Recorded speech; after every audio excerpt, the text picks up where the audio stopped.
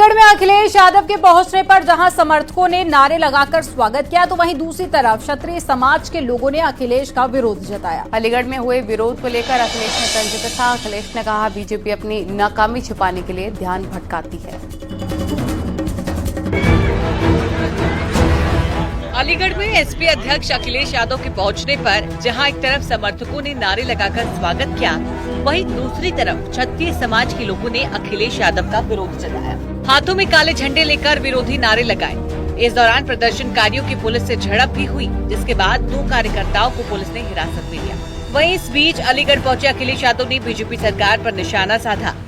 ये हमारा संविधान हमारी ढाल है, संविधान हमारा सम्मान है, संविधान हमें पहचान देता है, संविधान हमारा हक अधिकार हमें दिलाता है।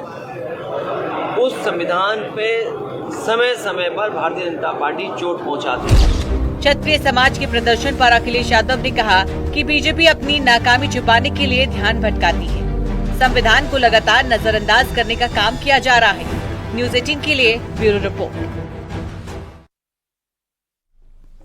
आतंकी तहव्वुर राणा पर सियासी संग्राम जारी है। कांग्रेस में ही तहव्वुर राणा पर 2 फाड़ दिख रही है। वहीं कांग्रेस के बयानों पर भारतीय जनता पार्टी का कहना है कि कांग्रेस के समय आतंकी हमले हुए, अब बीजेपी आतंकियों को सजा दिलाने देश लेकर आई है और इसी से जुड़ी रिपोर्ट आपको दिखाते हैं।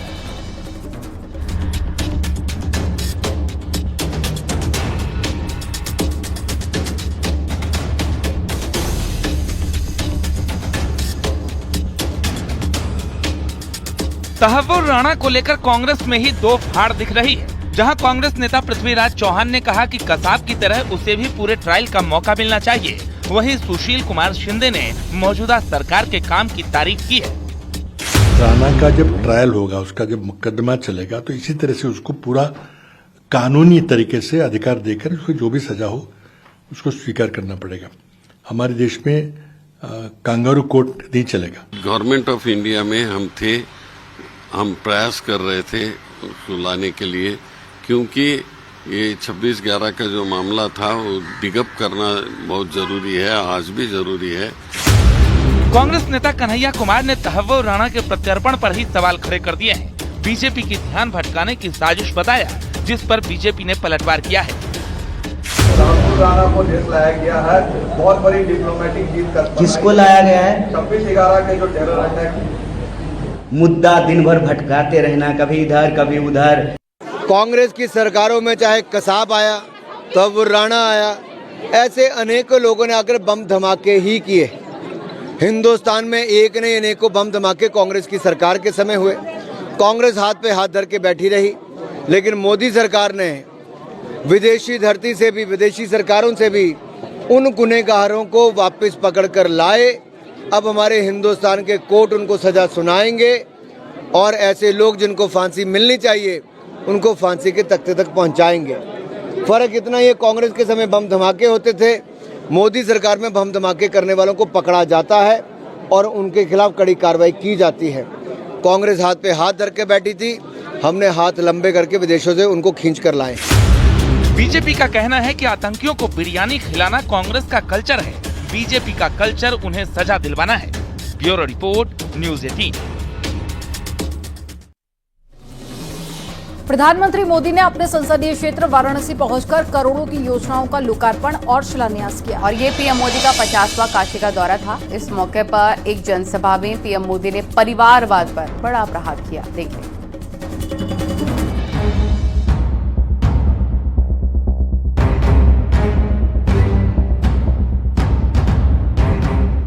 पीएम मोदी आज वाराणसी के दौरे पर रहे। पीएम मोदी ने एयरपोर्ट पर उतरते ही अधिकारियों से गैंगरेप की घटना के बारे में जानकारी ली।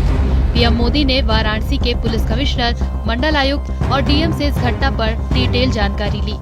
मंत्री ने पूछा कि अब तक इसमें कितने आरोपियों की गिरफ्तारी हो चुकी है, क्या कार्रवाई हुई है। इस पर वाराणसी के पुलिस कमिश्नर, डीएम और मंडलायुक्त की ओर से बताया गया कि इसमें तो कुल 23 आरोपी थे, जिसमें 12 नामजद आरोपी थे। सभी नामजद आरोपियों की गिरफ्तारी हो गई है। जो अज्ञात बाकी 11 आरोपी हैं, उनकी तलाश के लिए कई टीमें बनाकर दबिश दी जा रही है। कुछ दिन पहले शहर में गैंगरेप की घटना हुई थी। वाराणसी में 19 साल की लड़की से 23 लड़कों ने गैंगरेप किया था। 6 दिनों तक अलग अलग जगहों पर रेप किया गया। 29 मार्च को लड़की के दोस्त ने पहले उसका रेप किया, उसके बाद लड़के और जगह बदलते रहे। 6 दिनों तक 23 लड़कों ने रेप किया। पुलिस ने इस मामले में 12 नामजद और 11 अज्ञात के खिलाफ केस दर्ज किया। पुलिस ने अब तक 12 नामजद आरोपियों को गिरफ्तार कर लिया है। 11 आरोपियों की तलाश अभी भी जारी है। पीएम मोदी ने सभी दोषियों की पहचान कर कड़ी कार्रवाई करने को कहा ताकि दोबारा ऐसी घटना न हो। न्यूज़ 18 के लिए ब्यूरो रिपोर्ट। और पीएम मोदी ने अपने संसदीय क्षेत्र वाराणसी पहुंचकर करोड़ों की योजनाओं का लोकार्पण और शिलान्यास किया है। ये पीएम मोदी का 50वां काशी का दौरा था। इस मौके पर एक जनसभा में प्रधानमंत्री मोदी ने परिवारवाद पर बड़ा प्रहार किया।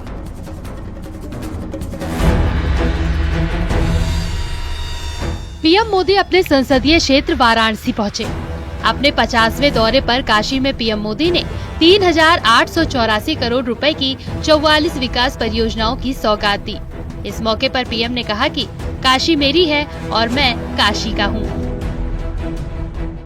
मेरी काशी प्रगतिशील भी है। काशी अब पूर्वांचल के आर्थिक नक्शे के केंद्र में है। जोने काशी के स्वयं महादेव चलावलन आज उहे काशी पूर्वांचल के विकास के रथ के खींचत हो। इस मौके पर पीएम मोदी ने परिवारवाद पर करारा प्रहार किया। सत्ता हथियाने के लिए, सत्ता पाने के लिए दिन रात खेल खेलते रहते हैं। उनका सिद्धांत है परिवार का साथ, परिवार का विकास।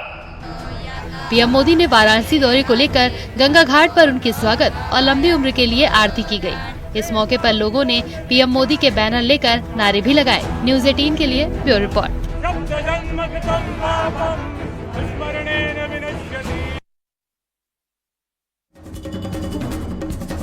और वाराणसी दौरे पर प्रधानमंत्री मोदी के साथ में सीएम योगी आदित्यनाथ और दोनों डिप्टी सीएम भी मौजूद रहे। पीएम मोदी के भाषण से पहले सीएम योगी आदित्यनाथ ने जनसभा को संबोधित किया और काशी की तारीफ की। सीएम योगी ने महाकुंभ का जिक्र करते हुए कहा, महाकुंभ के दौरान करोड़ों श्रद्धालु काशी पहुंचे थे।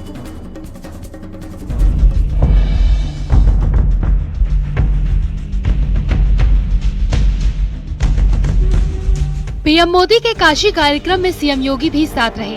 अपने संबोधन में सीएम योगी ने महाकुंभ का जिक्र किया। सीएम योगी ने बताया कि महाकुंभ के दौरान करोड़ों श्रद्धालु काशी भी पहुंचे थे। काशी में भी एक महासमागम श्रद्धालु जनों का, बाबा के भक्तों का दिखाई दे रहा था और इस दौरान 3 करोड़ से अधिक श्रद्धालुओं ने यहां पर आकर के बाबा विश्वनाथ के पावन धाम में दर्शन करके पुण्य के भागीदार बने थे।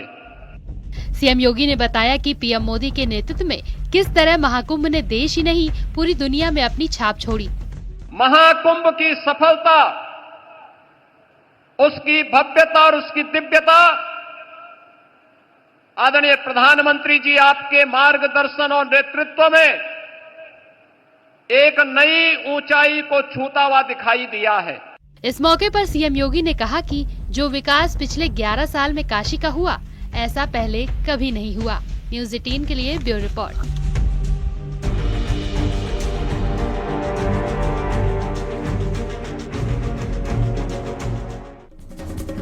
और वहीं बीजेपी ने विपक्ष के पीडीए फॉर्मूला को डाउन करने के लिए जनता के पास डायरेक्ट जाकर अपनी योजनाओं के बारे में बताने का फैसला किया है।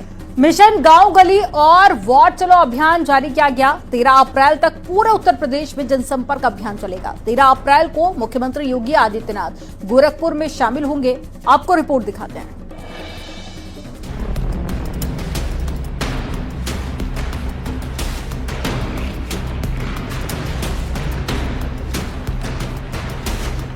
दो 2027 में यूपी विधानसभा चुनाव के लिए बीजेपी ने कमर कस ली है। विपक्ष के पीडीए फॉर्मूले के खिलाफ सरकार और संगठन सीधे जनता के द्वार जाएंगे। बीजेपी ने गांव, गली और वार्ड चलो अभियान शुरू किया है।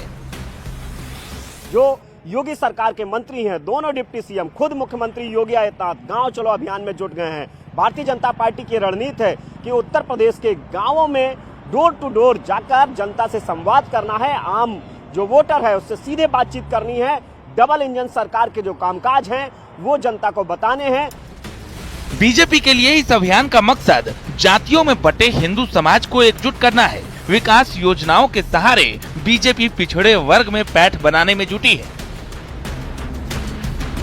वहां बूथ समिति की बैठक करेंगे, वहां लाभार्थियों से संपर्क करेंगे, लाभार्थियों के साथ चौपाल करेंगे और बाद में उस गांव में या उस वार्ड में पार्टी एक शोभा यात्रा निकालेगी, एक जुलूस निकालेगी।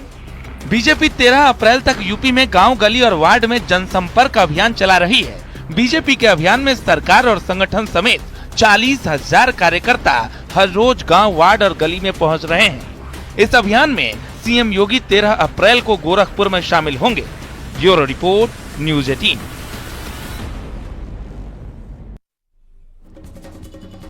अयोध्या के राम मंदिर परिसर में राम जन्मभूमि आंदोलन की झलक भी नजर आएगी। मंदिर परिसर में पीतल की विशेष प्लेटें लगाई गई हैं। राम मंदिर में लगाई गई इन पीतल की प्लेट्स में राम मंदिर के ऐतिहासिक आंदोलन की घटनाओं के बारे में बताया गया है।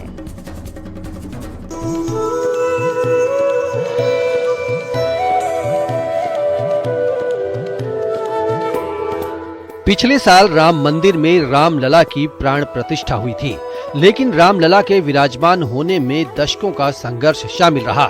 राम मंदिर की भव्यता तो देखते ही बनती है, वहीं अब यहाँ इतिहास की गूंज भी सुनाई देती है। मंदिर परिसर में पीतल की सुंदर प्लेटें लगाई गई हैं, जिन पर राम जन्मभूमि आंदोलन की महत्वपूर्ण घटनाओं को उकेरा गया है। इसमें मुगल आक्रांताओं के मंदिर को तोड़ने से लेकर दूसरी तमाम बातों का जिक्र है। बाकायदा इसको एक डिस्प्ले लगाया गया है जो पीतल के प्लेट पर है और लंबे समय तक ये सुरक्षित रहेगा। रामलला के परिसर में आने वाले राम भक्त अब राम मंदिर के 500 वर्षों के संघर्ष को तो करीब से जान ही सकेंगे। इसके अलावा आंदोलन में कब क्या हुआ और क्या क्या चीजें घटना घटित हुई, ये पूरा घटनाक्रम उस प्लेट पर दर्शाया गया है। फिलहाल राम मंदिर ट्रस्ट की मंशा है कि आगामी पीढ़ी राम मंदिर के संघर्ष को जाने। राम मंदिर के 500 सालों के संघर्ष को श्रद्धालु जान पाएंगे। यहाँ राम मंदिर के इतिहास को बारीकी से दर्शाया गया है। राम मंदिर ट्रस्ट ने इसे यात्री सुविधा केंद्र में स्थापित किया है। अयोध्या में भव्य राम मंदिर दशकों बाद बना है, जिसे लेकर कई पीढ़ियों ने संघर्ष किया है।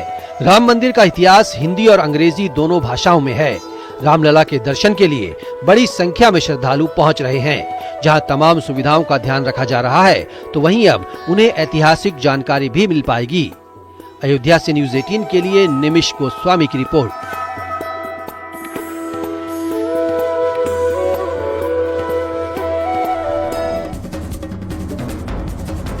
और यूपी में जिस तरह से मौसम में चाल बदली है, उसके साइड इफेक्ट भी दिख रहे हैं। कई जिलों में आकाशीय बिजली गिरने की घटनाएं आई हैं सामने।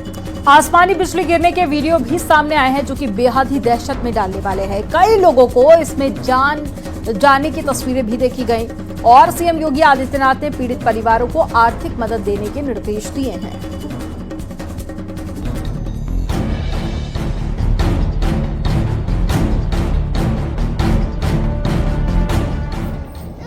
संत कबीर नगर से आई इन हाहाकारी तस्वीरों को देखिए। कैसे एक हरा भरा पेड़ आग के आगोश में है। आग की लपटें उसे भस्म करने को आमादा है। उत्तर प्रदेश में मौसम ने करवट बदली, जिससे कई जगहों पर तेज आंधी के साथ बारिश और ओले भी गिरे। पेड़ में जो आग लगी हुई दिख रही है, वो आकाशीय बिजली गिरने की वजह से लगी है। हरा पेड़ धू धू कर जल रहा है। दुधारा थाना इलाके के छपिया छितौना गांव का ये मंजर है। इस घटना के बाद इलाके के लोग दहशत में हैं।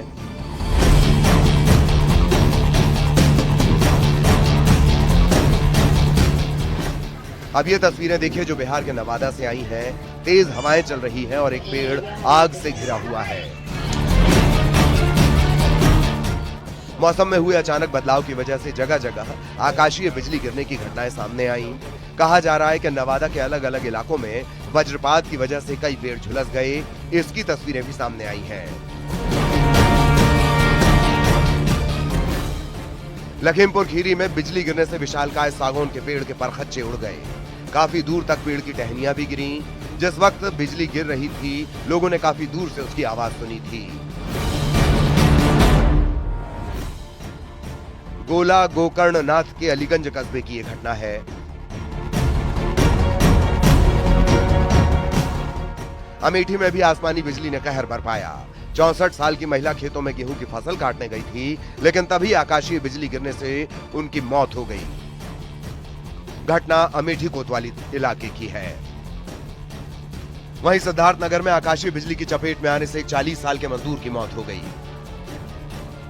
कहा जा रहा है कि घटना के वक्त वो एक चाय की दुकान पर था, तभी जोर से बिजली कड़की और वो उसकी चपेट में आ गया। मौके पर ही उसकी मौत हो गई। हादसे के बाद मजदूर के घर में कोहराम मचा है। वहीं खराब मौसम से दूसरे किसान भी घबराए हुए हैं। सीतापुर में बारिश के बाद आकाशीय बिजली गिरने से एक किसान की मौत हो गई। हादसा उस वक्त हुआ जब वो खेत से काम करके घर वापस आ रहा था। परिजन उसे अस्पताल ले गए, लेकिन वो दम तोड़ चुका था। यूपी में आकाशीय बिजली से 5 से ज्यादा लोगों की जान जा चुकी है।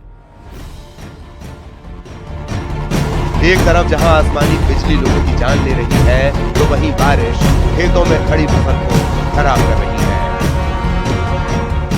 Bureau report, news 18। और यहाँ पर वक्त हो गया एक छोटे से ब्रेक का। न्यूज़ 18 पर खबरों का सिलसिला लगातार जारी है।